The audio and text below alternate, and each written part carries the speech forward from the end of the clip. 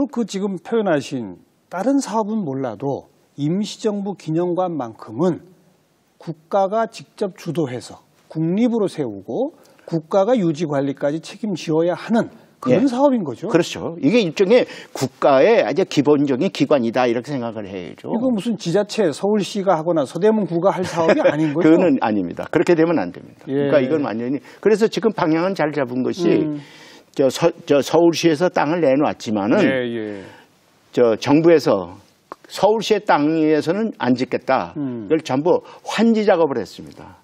그러니까 이제 국가의 소유가 됐어요. 그렇죠. 그 땅이. 그렇죠. 그러니까 환지 작업부터 시작해서 거기서부터 짓겠다니까 출발은 제가 생각하는데 잘 되어 있는 것 같습니다. 네, 참 애 많이 쓰셨습니다. 감사합니다. 네. 그 중간중간에 이상한 그 허송세월도 많았는데 그래도 그나마 결실을 맺게 됐네요. 그렇죠. 보람이 있죠. 그런데 제가 이제 생각하기에는 우리 선열들이 피땀 흘려서 대한민국 임시정부를 지켰고 대한민국 임시정부를 통해서 카이로 선언도 얻어내서 독립의 기틀을 만들고 이 모든 광복군을 만들어서 국내 진주운동을 또 하려고 그랬고 그런 피나는 노력을 했는데 제가 이 노력이야 뭐 아주 하찮은 거죠. 거기에 비해서는. 그러니까 그분들을 항상 생각할 때는 무엇인가 이제는 그분들은 다 이제 돌아가셨지만은 그분들의 말하자면 한 터전을 만들어서 거기에 모실 수 있다는 것에 대해서 참 자부심을 느낍니다. 우리 위원장님 특히 우리 선열들의 그 어려웠던 과거를 언급하실 때 보면 저절로 눈시울이 촉촉해지시는 걸 제가 옆에서 이렇게 보게 되는데 정말 제가 사실 태어나기를 중국 상해에서 태어나지 않았습니까? 그러니까 저는 성장하면서 태어나서부터 성장하면서 그냥 대한민국 임시정부가 곧 우리나라다 하는 것을 알고 태어났는데 그 얘기 좀 이제 들려주세요. 아까도 언급하셨던 그 신흥무관학교를 만드신 우당 이회영 선생이 할아버지시잖아요. 그 얘기 좀 들려주세요. 그러니까 1905년에 을사조약이 체결되자마자 제 할아버지는 그 당시에 상동교회의 그 전덕기 목사란 같이 이렇게 말하자면 국민운동, 계몽운동을 하고 계셔서 있는데 을사조약이 나오니까 이건 아니다 해서 그때부터 을사조약 반대운동부터 시작해서 말하자면 일본 일제에 대해서 저항을 시작했죠. 근데 1910년에 드디어 뺏겼죠. 일본이 그냥 병탐을 해버렸네. 그러니까 이제는 더 이상 국내에서 활동하기가 어렵겠다. 그러니까 모든 것을 우리가 그동안에 국가로부터 혜택을 받지 않았느냐. 그러니까 이제는 우리의 모든 것을 국가를 위해서 바치자. 그래서 육형제분이 결의를 했어요. 육형제? 이회영 선생. 우리 저 할아버지는 우당 이회영 선생은 네 번째고, 이렇게 다섯 번째가 저 초대 부통령으로 하신 이시영 부통령이고, 그래서 이 육형제가 결의를 해서 전부 있던 모든 것을 팔고, 그래가지고 만주 유하연이라는 데 가서 신흥무관학교를 말하자면 짓기 시작을 했죠. 그래서 1910년에 가서 1911년에 무관학교를 세웠습니다. 그래서 이제 거기서 1920년까지 한 3천여 명의 독립군을 양성을 했는데 상당수가 참 이름 없는 산하에서 희생을 하셨죠. 그런데 이제 그것이 그 당시에 1907년에 의병이 운동이 시작되면서 의병이 독립군으로 변모가 되지 않습니까? 그러니까 안중근 의사는 자신이 독립군 중장이라고 얘기하는 이유가 그 고연한 얘기가 아니라 진짜 독립군의 간부였습니다. 그 독립투쟁을 했어요. 무장투쟁을. 그랬는데 무장투쟁을 하다가 실패를 했어요. 그냥 일본군에게 그냥 동지들이 다 섬멸당하고 그랬어요. 그래서 분노에 차서 그러면 적장을 누구냐 하고 있을 때 이등박 문의가 마침 러시아하고 이 서로 예. 교섭하기 위해서 온다는 하얼빈에 온다는 걸 온다는 얘기를 듣고 사실은 현장에서 그렇죠. 예, 암살한 거 아닙니까? 예, 예. 그러니까 안중근 의사는 재판정에서도 나는 독립군 중장이다. 나를 살인범으로 너희들이 지금 재판을 하는데 난 살인범이 아니라 독립군의 포로다. 그렇죠. 포로로서 대우해라. 네, 네. 이렇게 당당하게 말씀하신 것은 맞습니다. 참 우리 군의 하나의 귀감이 돼야 돼요. 우리 군은 어디서부터 시작돼야 되느냐면 바로 그런 정신에서 시작. 광복군부터 시작이죠. 예.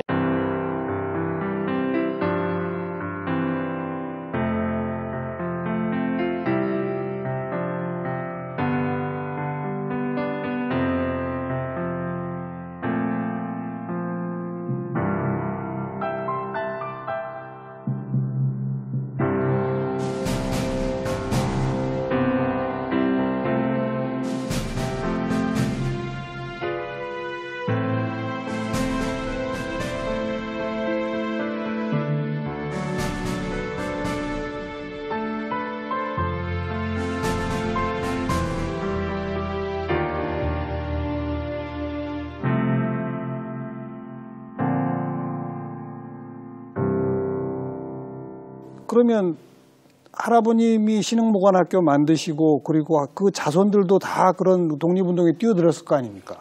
우리 이종참 말할 수가 없죠. 이종참 위원장님의 아버님께서는 저희 선친께서는 일제에게 붙들려서 고문당해가지고 평생 이 자신 불구가 되셨고 우리 숙부는 15년형을 받아가지고 아이고. 13년 옥살이를 하고 8.15 해방이 돼서 광주 형무소에서 해방을 맞이했고요. 예. 또 우리 당숙은 다물단으로 활동을 하다가 어디로 갔는지 지금 돌아갔고 종족을 찾을 수 없는 종족을 찾을 수 없고요. 우리 종조부 마지막 종조문 호자 영자 우리 할아버지는 일가족이 일본군에게 몰살당했고 뭐 이런 비참한 얘기는 뭐 제가 사실 하고 싶지는 않습니다. 왜냐하면 너무 이게 비참하고 이게 말하자면 쓰라린 역사이기 때문에 그래서 그러나 우리 대한민국은 오늘날 이렇게 건재하고 있으니까 헛되지는 않았지 않았냐.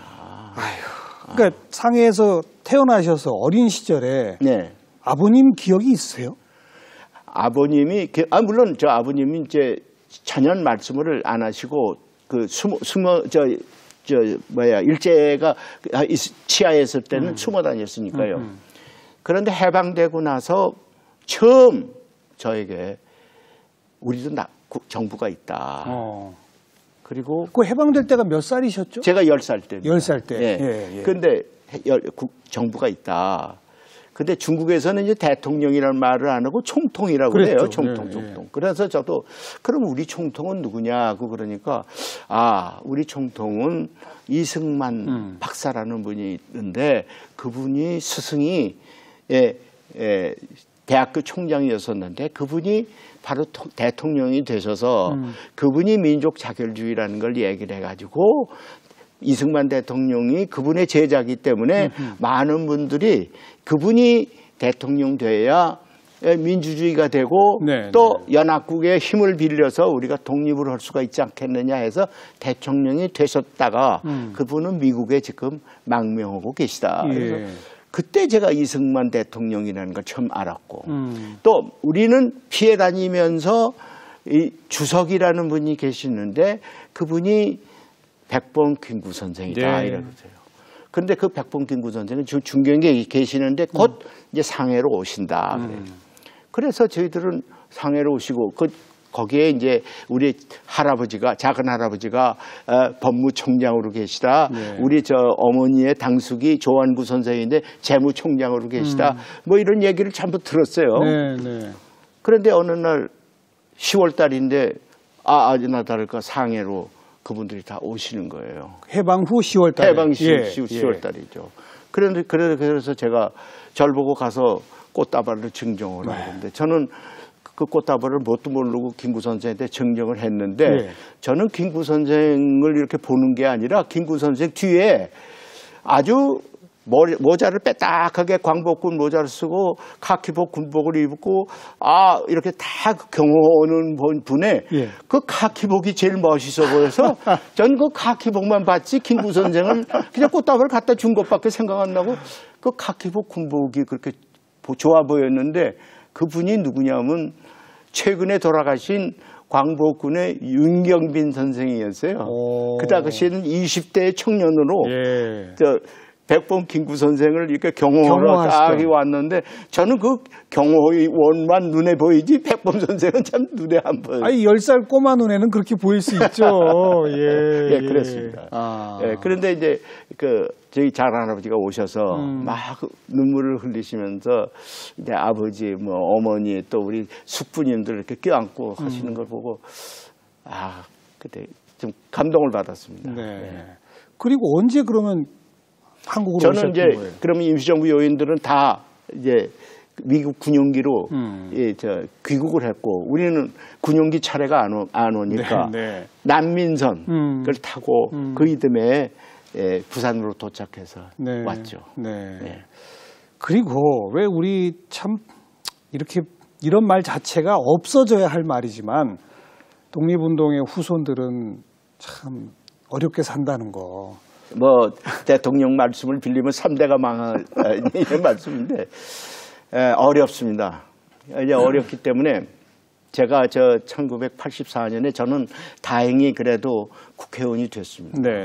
80년부터 이제 선거를 치르고 81년에 국회 생활을 처음 시작했는데 84년에 내가 뭘 좀 해야 되겠다 해서 장학회를 하나 만들었습니다. 지금까지 유지하고 있는데 우당 이회영 선생 장학회를 하나 만들었는데 그때만 해도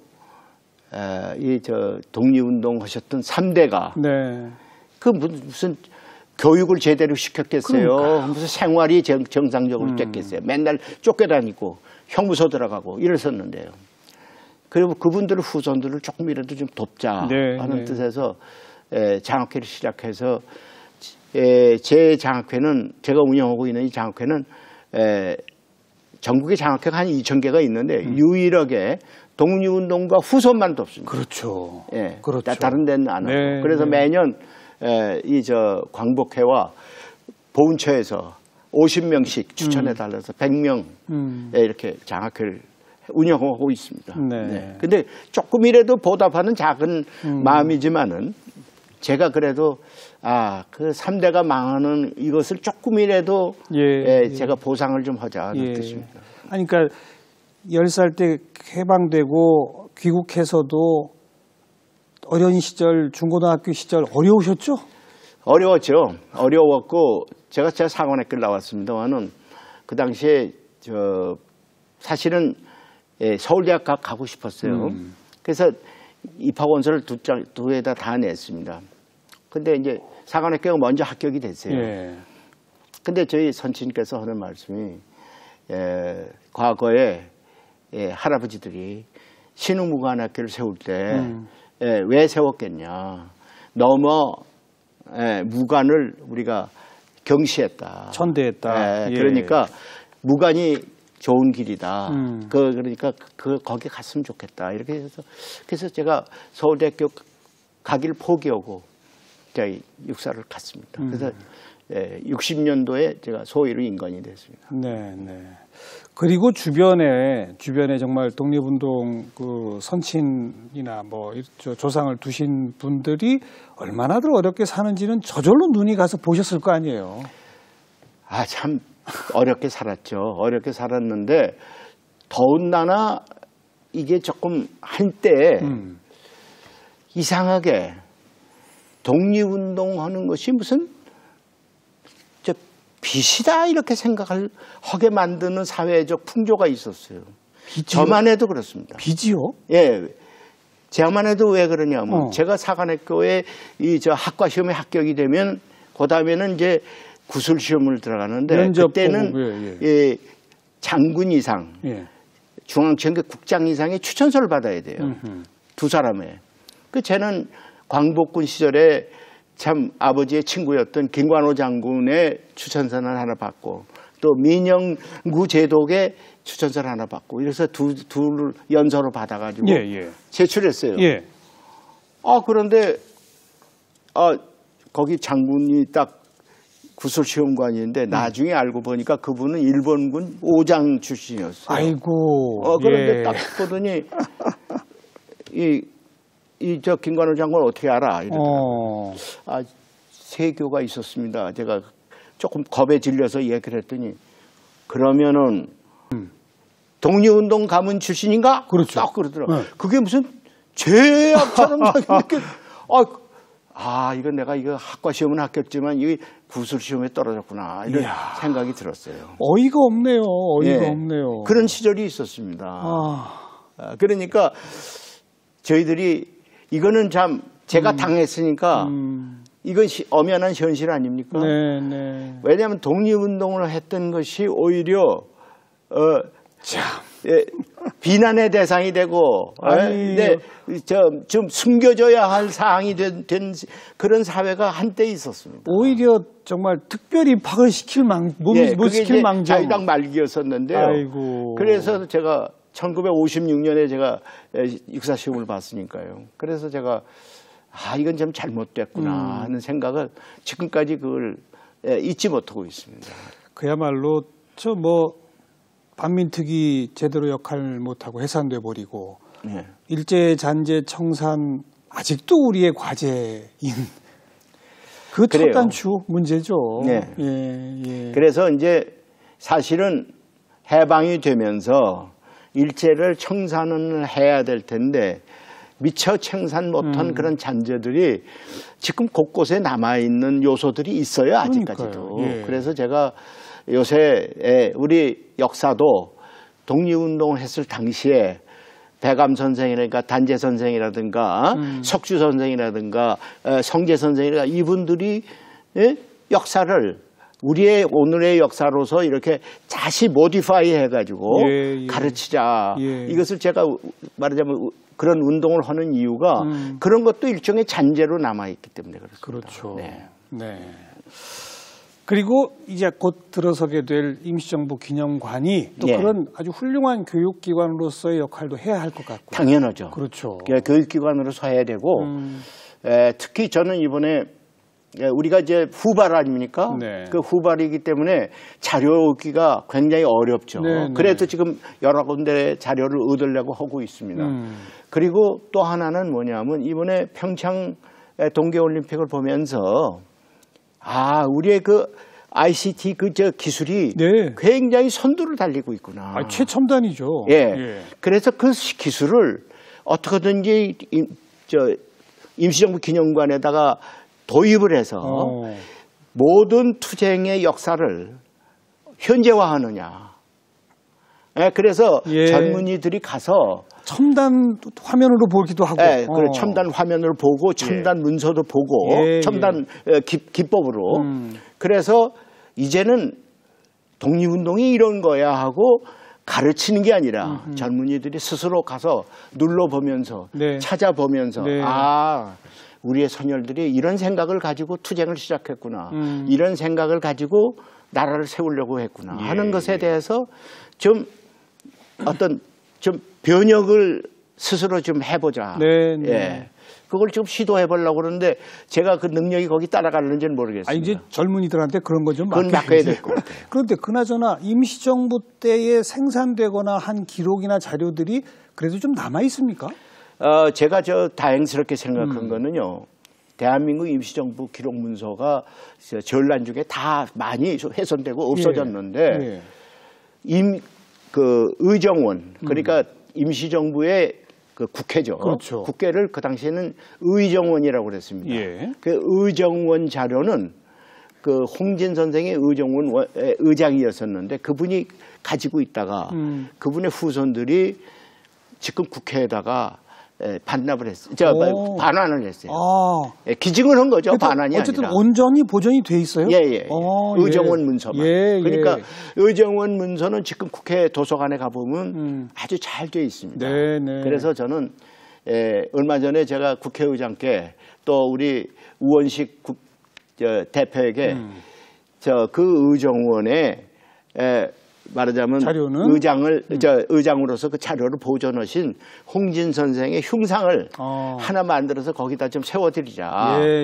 그분에 대한 보답 아니냐. 그랬더니 그분들도 말씀이 내년에 의정원 100주년 행사를 하겠다고 그래요.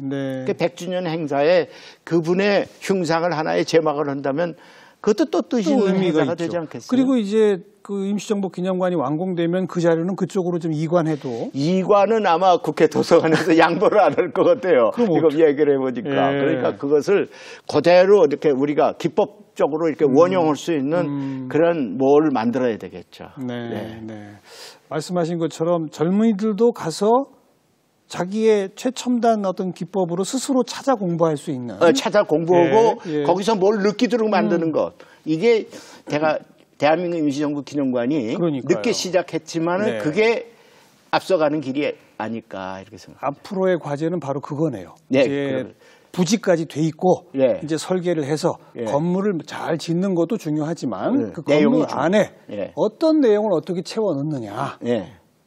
그게 이제 제일 중요해요. 그러니까요. 그냥 죽어 있는 것이 아니라 살아 꿈틀대는 그런 자료들이 그냥 젊은이들이 와서 마음껏 그 디지털 공간에서 뛰어서 찾아서 뭔가 작품을 자기가 스스로 만드는 거죠. 아무튼 다시 한번 애 많이 쓰셨고요. 감사합니다. 늦었지만 이제라도 이제 뭐 되돌릴 수 없이 건립까지 완성 다 책임지고 좀 맡아주시기 부탁을 드리겠습니다. 국민 여러분 정말 감사합니다. 오늘 고맙습니다.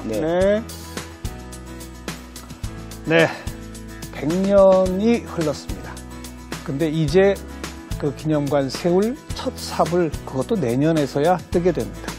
참 어찌 보면 부끄러운 일이지만 또 우리 이종찬 위원장 같으신 분의 노력이 없었으면 이것도 안 됐었을 수 있겠구나 이런 생각하면서요. 저희들도 좀 함께 부끄러워해야 할 것 같습니다. 오늘 여기까지고요. 다음 주에 다시 뵙겠습니다. 안녕히 계십시오.